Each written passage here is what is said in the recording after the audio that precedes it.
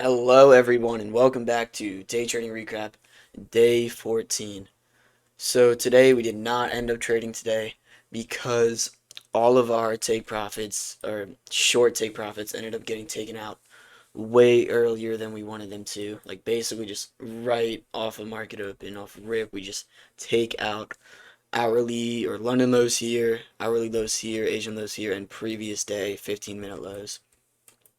So off of this, like literally, I said out loud, I only want to take longs and I would not be taking shorts because of how this was looking. And I wanted longs up to highs here and here. But what I needed off of that would have been a break of structure above a high here, here, here, which we didn't end up getting. And we just like never break structure until like way later in the day, by like 12:05 we break structure. But like I'm not entering with that because I was off the markets by like 11:10. Like the only possible way I would have stayed in or like looked for an entry would have been if we inversed this gap right here off of this move. Then I would have been like, okay, then maybe market will go higher if we're getting an actual break of structure. But we don't even get a break of structure all throughout 11 a.m., which is like 11:30 is like the max I'll go to look for trades. And if there's not an entry by 11:30, then I'm not trading that day, which I kind of got off early because I was being like, okay, if we're inverting, we're not, if we're just like going with this gap here, there's no way we're gonna end up going higher later, which I was right, we don't. But what I didn't expect, like what I was really expecting off of this, is for market just to go and just kind of chop it up after I'm off the markets. But if you look at it, that does not end up happening, and a short move actually plays out. So if you look at this here, what we would have needed was a break of structure after we started chopping it up and slowing down off this liquidity sweep. And then what do we get? We break structure here and we form an order block right here. And we form a fair value gap right down here. The order block doesn't end up getting hit, but the fair value gap does end up getting hit. And if I stayed in for this, this would have been like an absolute banger of a trade. It was almost like seven risk to reward off of just one take profit. So if you look here, we push higher, retrace into the gap. We break structure from this low here off of this candle. Shorts down to here. This is just a potential trade I could have taken. And then we're shorting all the way down to lows here. And that's even better than what I was looking at.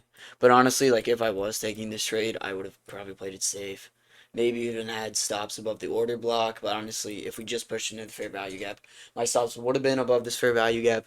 And then we would have targeted this low all the way down here, which is an insanely risky trade, which is why I wasn't looking for shorts, because off like market open, we swept up all these shorts, and then the next short was all the way down here, which it kind of like chops it up, goes down, then pushes higher, and then it just makes a big rip to the downside and then hits his take profit. Hits other take profits too, but I'm really not shooting for those, just shooting for this area here. It's 15-minute lows, but we're honestly just targeting that. Yeah, but really the only thing I was looking for was longs. Like now I have a little bit more of like an open mind. I'm not gonna like immediately, like even if it's unlikely, I'm not gonna like leave it out of the question. But what I am gonna do if I want to take this trade in the future is, because of how like this trade is really risky and the potential of this happening is really low. Like I could easily just like chop it up to the downside, not even hit the take profit.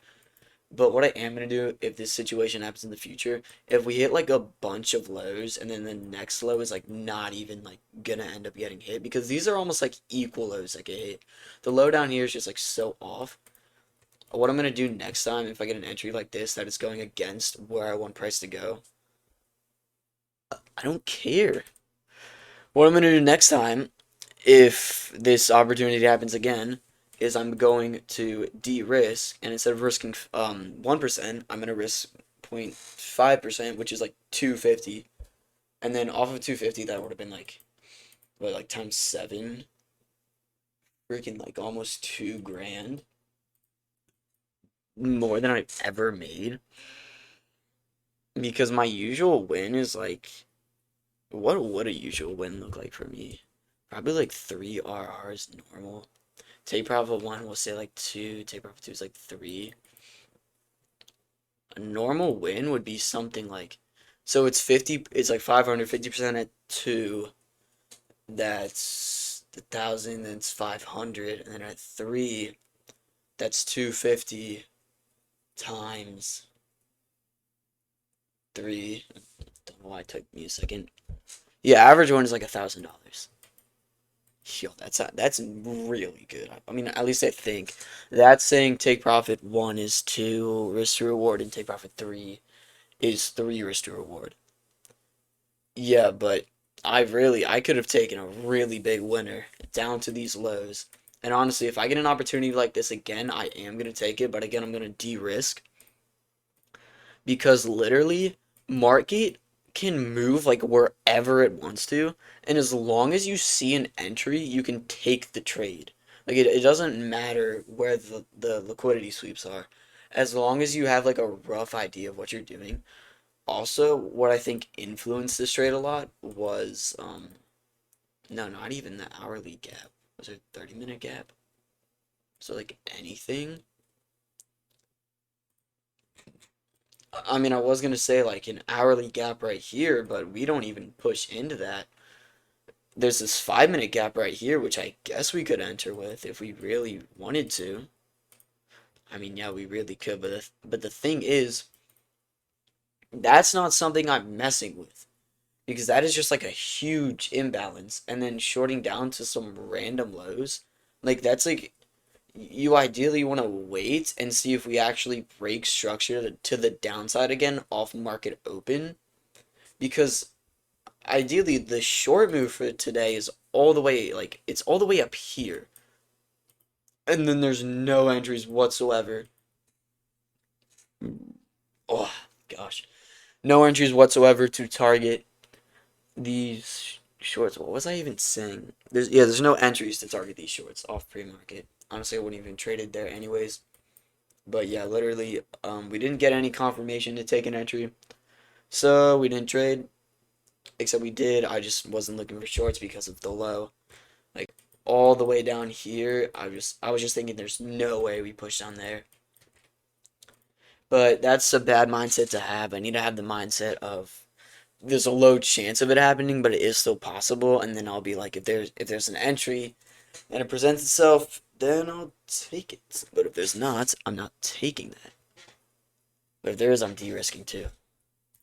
So yeah, and we are about to like, oh geez, never mind. I was about to say we're gonna take longs on Soul, but just no, bro.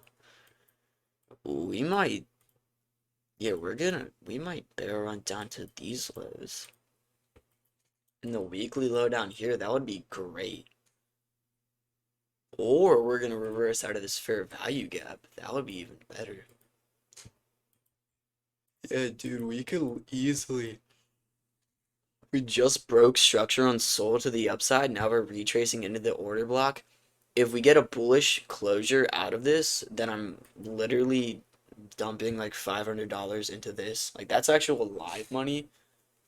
If you guys want me to like go over crypto, I can. Dogecoin, we're in like the same situation.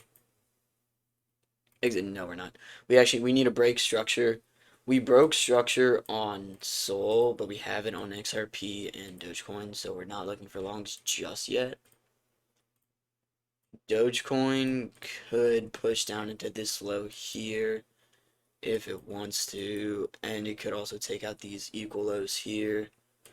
Bitcoin, I don't think we want ideally want Bitcoin to sweep out this weekly draw, and then we want to look at take profits at this other weekly draw because it's like so close.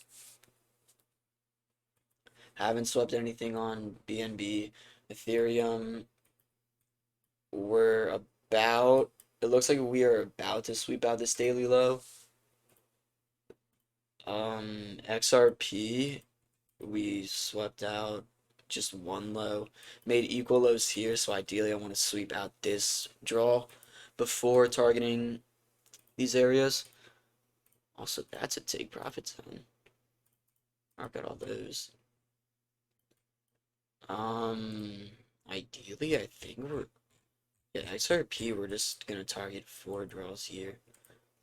And on XRP, we want a break of structure on the 4-hour above these highs. Hopefully with Sol, we don't inverse this order block because we inverse the fair value gap. But the order block's still here, so we're still technically chilling. We just need a potential entry, and then we're going long. And ideally, if our take profits don't get hit, and let's say we like push up and we close out of here and it pushes like below the order block, then we're taking all our money out and then we're looking for other entries. But if we go up and hit this first take profit, then we are moving our stops to break even, and then basically if it gets to this point here, then we are taking all our money out, whatever profit we get. But ideally, Sol is the most ideal pair to trade right now for the daily sweeps. Bitcoin's looking the best for weekly draws. And yeah, that's honestly about it. Yeah, that's all I got for you guys for the trading recap.